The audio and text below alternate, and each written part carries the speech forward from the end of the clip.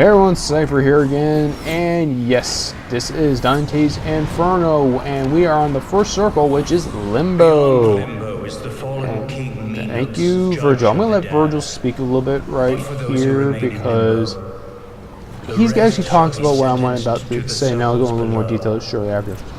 Yes, like you said, King Minos is pretty much the watcher of this realm, and that is very true. Did not sin, yet did not have the required portal of our faith. And what he's trying to basically say is that everyone's like, yes, if you sinned, but yet you didn't have the required of being cleansed, like or forgiveness of sins, or the balance, like so you did more good than bad, which then you would go to paradise, which is heaven. Take from here the shade of And, our first parent. and then when he says the crowned one, crowned victor, and so forth, Abraham and so forth, Virgil's talking about is Jesus Christ. Upon death, he came down to hell, and then on the third day, as most Christians know, which is Easter Sunday, he's resurrected into heaven. Now, that guy in the background, that is Minos, and we'll meet him in a moment, and that's why he's yelling off all these things, and actually he's judging. He's actually condemning people.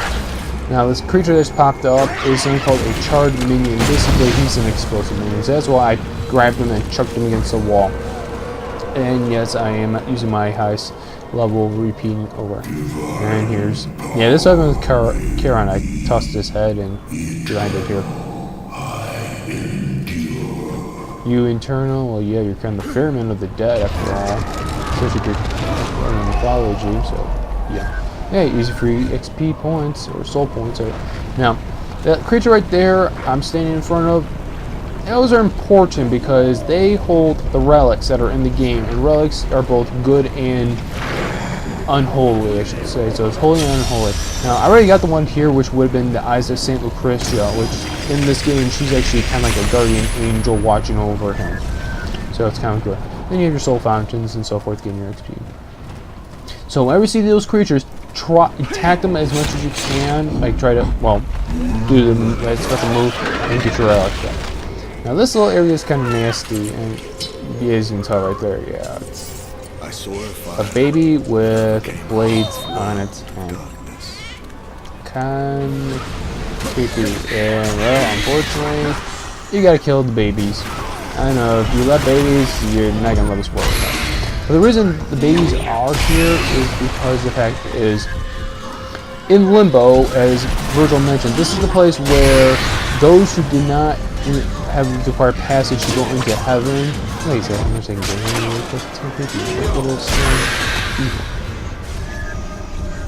and like I said, if you sinned but you didn't have the required passage, you didn't go to heaven. So this was your world. So some people say, well, what about purgatory?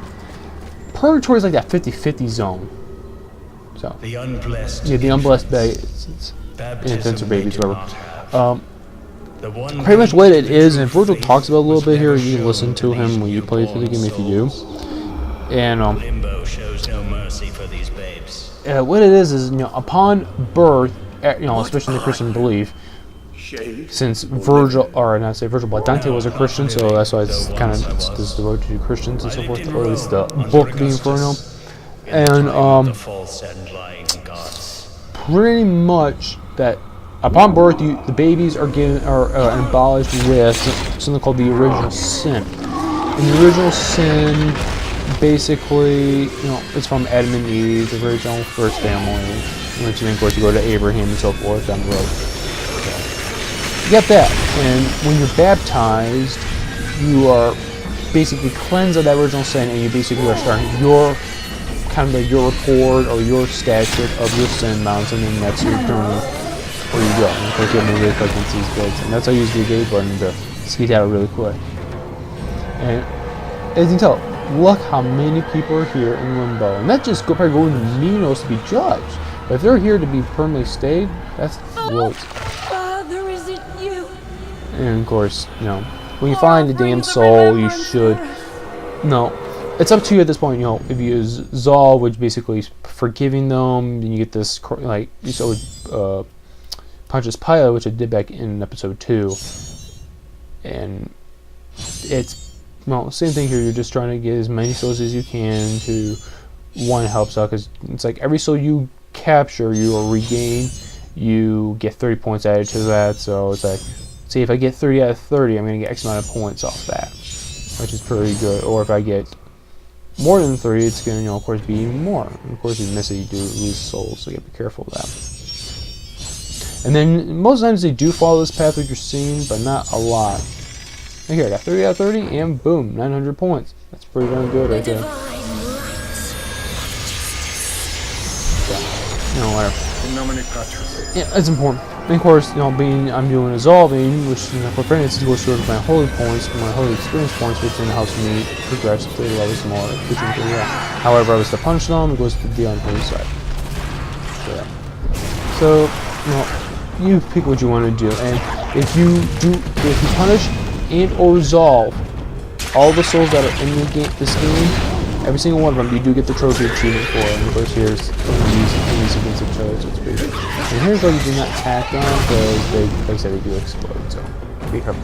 Now, Minos was a king of Crete in Greek mythology, so he's very important. And supposedly, upon death, he gained such a reputation that Hades, the lord of the underworld, or god of the underworld, who Greek mythology, put Minos in charge. Now, around 1800s, there are some paintings that were done of Minos with a snake's tail, and supposedly that was the story is that Minos, well, it was human, he had a snake's tail. And yeah, he's casting the souls of the damned to their respective circles right now, and that's what he's doing, he's basically judging them, sniffing them, licking them with his tongue, which is kind of sick and perverted, so forth. Of course, using that term minion, so he's like, yeah, I'm gonna wake you a little bit, and it's fire, and keep basically using my favorite name. It worked. Now, of course, this is my more strong ability, so I'm going to use like whatever move I have as a great area cleaner. Yeah, no, use that area cleaner move against one enemy. It's coming. So, Limbo, Virgil pretty much said in a nutshell about the certain stuff. Now, this particular room here is very, very important.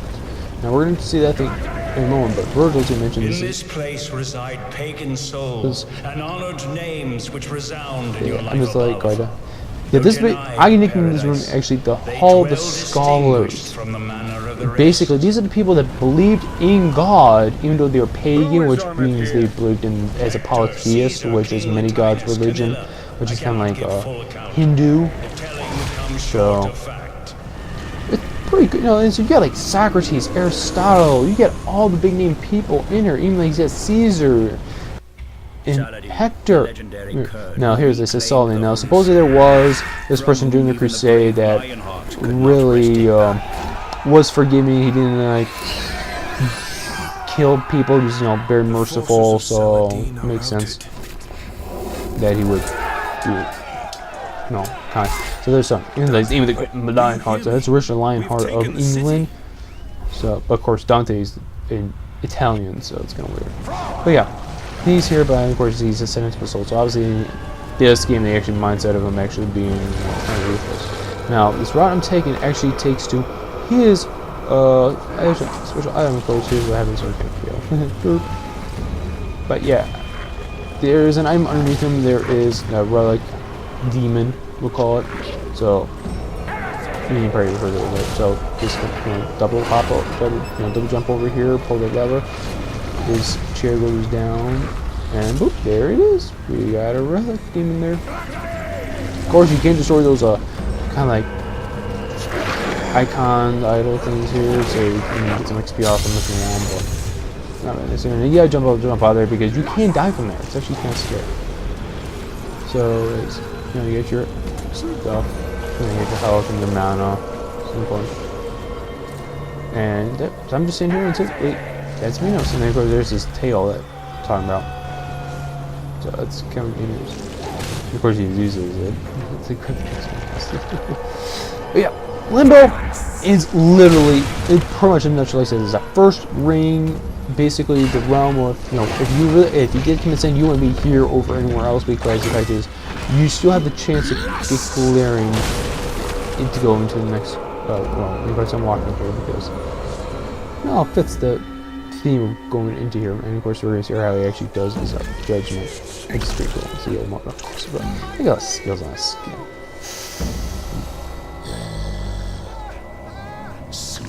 Okay, suicide. That one we're gonna get to in a later episode, so it's no big deal. Because it's not really a sin, but it's actually the commitment of a sin to a mountain. So, at least I'll spend more into it. But this is actually very, very impressive. Who comes into my house of pain? Should be a house of pain and torment. One who Cool. loves Beatrice. Tell me where to find her. Yeah, the quest to find her, but blood. Now, Beatrice was a real person. Dante did fall in love with Beatrice. However, back in the day when he got, yeah, he had arranged marriage. Yeah, like Minos, he's like, whoa, that's so many sins for one person? Holy mackerel. Of course. How dare you presume to speak with the judge of the dead? Yeah, you don't make Minos angry. Virtue means nothing to you. Yeah, we start running around because his tail comes through that ground, so you want to just run around in circles like a complete, like trolling them in the suns. Hey, it's a legitimate strategy. It is work, and of course he's about to scream and back off. Off the side. Where have you gone to? Well, if you had some eyes, you'd be able to see. Dummy. So yeah, we'll do some quick hits in this one. Okay, piss him off a little bit. I know exactly where the future holds. Minos is just really rude as all. You can't hide your sins. We can do it in Inferno as much as you just do came out here. It's he's gonna go center, left, right, back, back and forth, and you do want to invade as much as you can, because he does. You slaughtered hundreds. Yeah, well, in the game, Dante is different. Like I said about Beatrice is Beatrice was a real person. About he was running. He was in his crimes are I want to say he was in his teenage years or something like that. Beatrice died. So she did die at a young age, unless she was older than him. Which is going to be weird, but if you're about the same age, it's going to happen that she died at a young age. You're talking about the 1200th year. Alright, so that's like, what, the 13th century or something like that? So it's like, no, but the time frame was like Dante, had him. He had to, well, he got arranged marriage and he did live for a very long time. Beatrice died in, so Dante put her name in here basically so that so up. And of course, Dante, when he did create the book, the Inferno, pretty much it was a way to get back at those who attacked him and his family, politically and financially. It's just horrible. Demons and so forth, so don't try to heal it.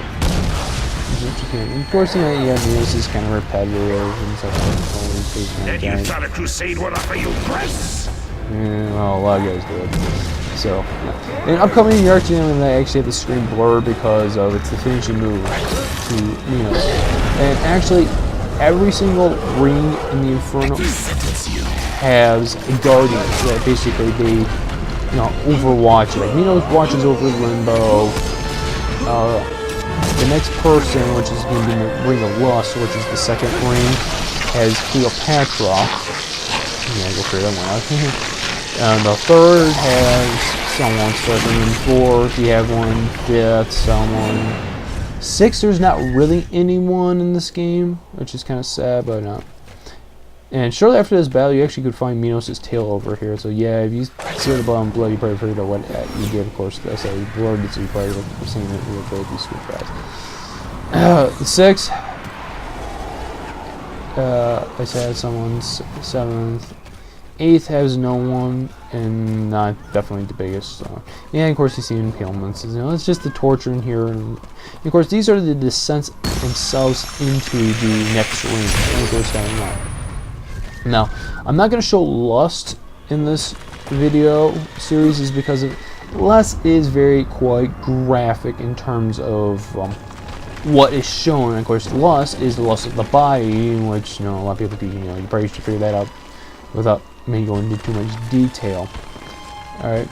Now, what I'm doing here is, of course, just showing like, hey, look, Hagen's invocations for stuff. Of course, it's a Judas coin, yay! And if you get all of them, you do get the trophy, because there's a trophy for all of them, and I think there's one for halfway mark, I think, too. So it's no big deal. Like I said, with Lost, Lust is pretty much a straightforward, you figure it out and you're in business to figuring out how to get it. But it's not that hard now. I could do the video and unlist it for some and link you the video for it. Yeah, I was trying to get this relic demon. Inside there, poop, I get a relic. And it's like, ooh, that's really cool. So everyone's got it. And actually, that's a bit of a neutral ground one, which is, and there are some that are neutral ground, and more like, hey, fix. So overall, like, hey, it's defense or so forth. But yeah. Like I said, Lust is you see forward, and it's a kind of a simple puzzle solving round, so it's not that big of a deal. But you can figure out. But like I said, if you're having some troubles and so forth, I could do it and give you everyone a link to it if you want to. And of course, these chains are very important, and I won't talk about them until the very end because it fits the theme perfectly for where it is on that point. Of course, you're gonna like to jump in here. And here's a kind of wall clinging battle against these mats.